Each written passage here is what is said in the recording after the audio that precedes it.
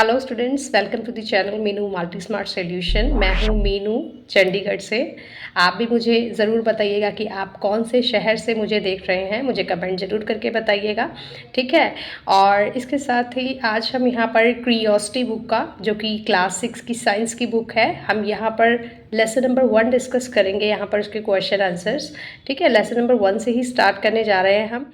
सारे के सारे सभी चैप्टर्स हम यहाँ पर डिस्कस करेंगे, चाहे वो इंग्लिश की, हिंदी, मैथ्स, साइंस, एसएसटी, सभी सब्जेक्ट्स के notes, important questions, text book के सॉल्यूशन, सब कुछ आपको यहाँ पर मिलेगा।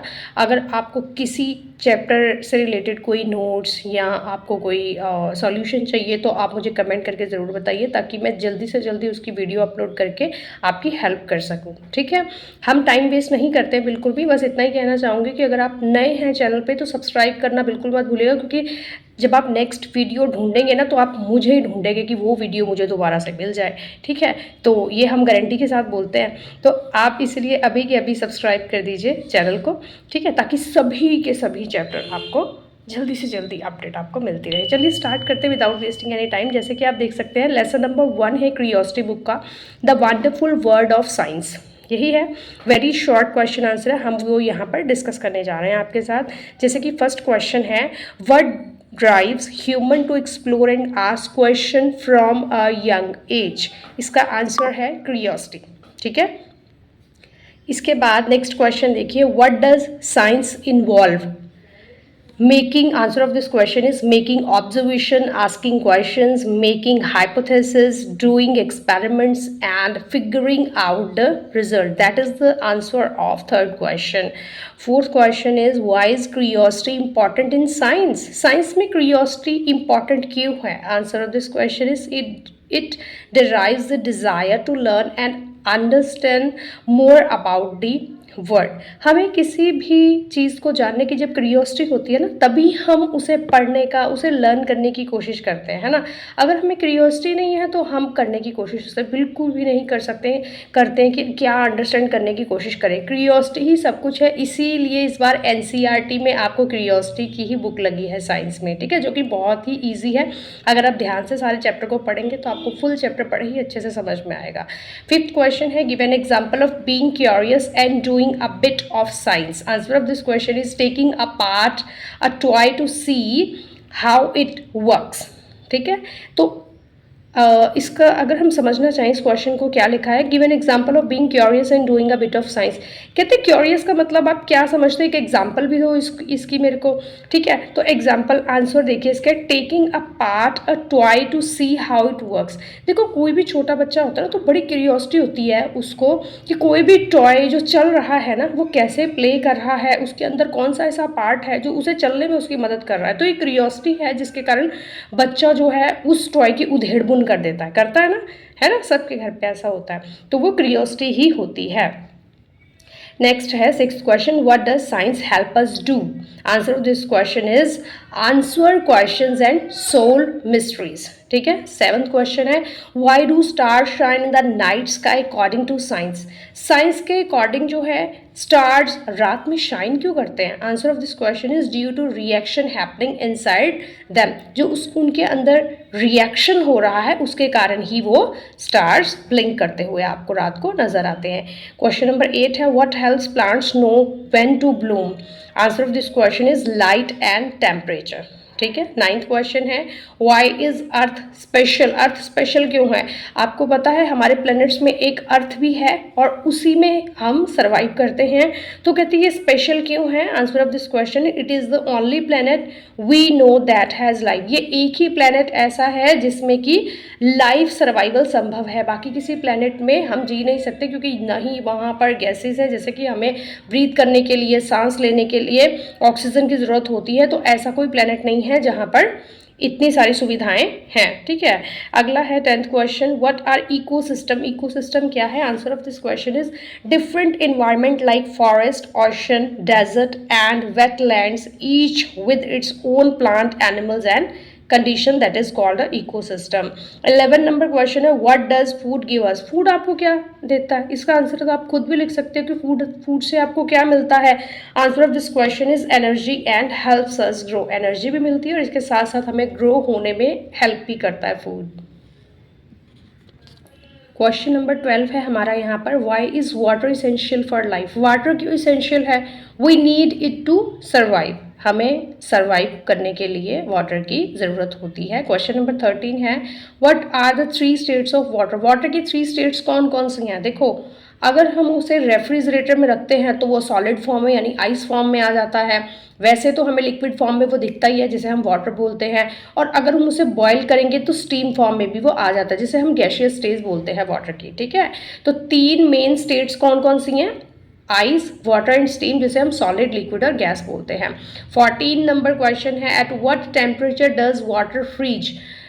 वाटर कौन से टेम्परेचर में सॉलिड बनता है यानी उसकी बर्फ बनती है? कौन से टेम्परेचर में? 0 डिग्री सेल्सियस में। जब हम फ्रीज के अंदर रखते हैं किसी पानी को तो वो सॉलिड फॉर्म में आना शुरू हो जाता है। क्यों? क्योंकि रेफ्रिजरेटर का टेम्परेचर 0 डिग्री सेल्सियस से भी कम होता है। ठीक है, at what temperature does water boil. कौन से टेम्परेचर में वाटर बॉयल होना शुरू हो जाता है? 100 डिग्री सेल्सियस में। ठीक है, 16 नंबर क्वेश्चन है, give an example of a material around us. हमारे इर्द गिर्द कोई भी मटीरियल बता दीजिए आप, कौन से मटीरियल के एग्जाम्पल दे दीजिए आपके मटीरियल इर्द गिर्द। जैसे कि आपके इर्द गिर्द कीज होती हैं, आपके इर्द गिर्द मटीरियल कौन कौन से आपके इर्द गिर्द? चेयर है, टेबल है, पेन्स हैं। ठीक है, ये सभी ही मटेरियल हैं। क्वेश्चन नंबर 17 है, why is knowing the properties of material important. Material की प्रॉपर्टीज इंपॉर्टेंट क्यों है जानना? ठीक है, answer of this question is help us sort and recycle them. हाँ जी, तो क्वेश्चन नंबर 18 है, what is the scientific method. Scientific method कौन सा होता है, क्या होता है? Answer of this question is a step by step process that scientist use to find answer to questions and solve problems. ठीक है, 19 नंबर क्वेश्चन है, what is the first step of the scientific method. पहला step क्या होता है scientific method का? Answer is observation. Question number 20 है, what do you do in the hypothesis step of the scientific method. Scientific method में hypothesis में कौन से स्टेप्स इन्वॉल्व होते हैं? Answer of this question is make an educated guess about the answer to your question. ठीक है, 21 number question है, what do you do in the experiment step of the scientific method. Answer of this question is test your hypothesis by you doing an experiment or making more observation. Question number 22 है, what do you do in the analysis step of the scientific method. Answer of this question is look at the result of your experiment to see if they support your hypothesis. Question number 23 है, what do you do in the conclusion step of the scientific method. Conclusion मतलब होता है नतीजा क्या निकला last में। Answer of this question is decide whether your hypothesis was correct based on the results of your experiment. Question number 24 है, give an example of using the scientific method for a simple problem. Answer of this question is pen stops writing. ठीक है, question number 25, what is the first step when your pen stops writing. Answer of this question is observation. The pen stops writing. ठीक है, question number 26, what question might you ask if your pen stops writing. Answer of this question is why did it stop. ठीक है, question number 27, what hypothesis might you make if your pen stops writing. Answer of this question is the ink finished. Question number 28 है, how would you test the hypothesis that the ink finished in your pen. Answer of this question is check the ink refill. यानी आपके pen में अगर ink खत्म हो जाएगा तो आप क्या करोगे? तो इंक रिफिल करेंगे आप। ठीक है, तो क्वेश्चन नंबर 29 है, what would you analyze if your pen stops writing and the ink is finished. Answer of this question is the hypothesis is correct. Question number 30 है, what might you do if the ink in your pen is not finished but it still doesn't write. Answer of this question is make another guess. The ink dried up. अब हो सकता है कि अगर ink खत्म नहीं हुई है तो इंक सूख भी सकती है. नेक्स्ट क्वेश्चन है, why is the scientific method important. Answer of this question is it helps us find reliable answer and understand the world better. Question number 32 है, what is the driving force behind scientific discoveries. Answer of this question is curiosity. Yes. Question number 33 है, what is the benefit of the collaborative nature of the science. Answer of this question is scientist work together to make discoveries and you can too by working with your classmates.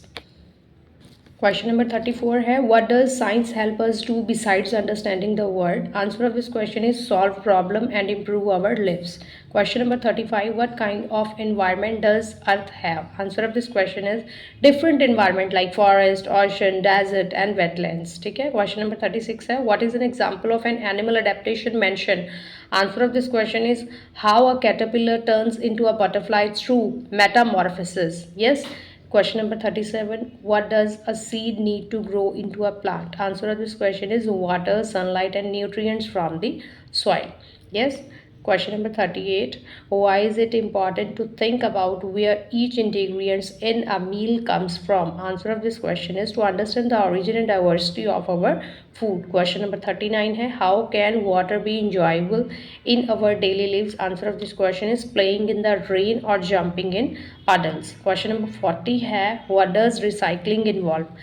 Answer of this question is separating paper, plastic and metal so they can be reused. Question number 41, what does the scientific method help us find? Answer of this question is, last question है ये, reliable answer to questions. ठीक है. तो यहाँ पर जो हमारा first chapter था उसके क्वेश्चन आंसर इतने ही थे. मे बी कई स्कूल्स में ये चैप्टर करवाते हैं, कई स्कूल में ये चैप्टर नहीं करवाते हैं, तो हम फर्स्ट चैप्टर से ही स्टार्ट कर रहे हैं. ठीक है. स्टार्ट टू फिनिश तक जाएंगे हम. इसके बाद मैं आपके साथ नेक्स्ट वीडियो में लेसन नंबर 2 डिस्कस करने वाली हूँ. लेसन नंबर 2 का नाम है diversity in the living world. ठीक है. अगर आप चाहते हैं कि टेक्स्ट बुक का full solution, back exercise full solve आपको चाहिए ना, तो आप अभी के अभी वीडियो को लाइक करना मत भूलिएगा और चैनल को सब्सक्राइब भी कीजिए. और इसके साथ ही जाते जाते ये भी बताकर जाइए कि आप कौन से शहर से मेरी वीडियो देख रहे हैं. Thank you so much. Bye bye.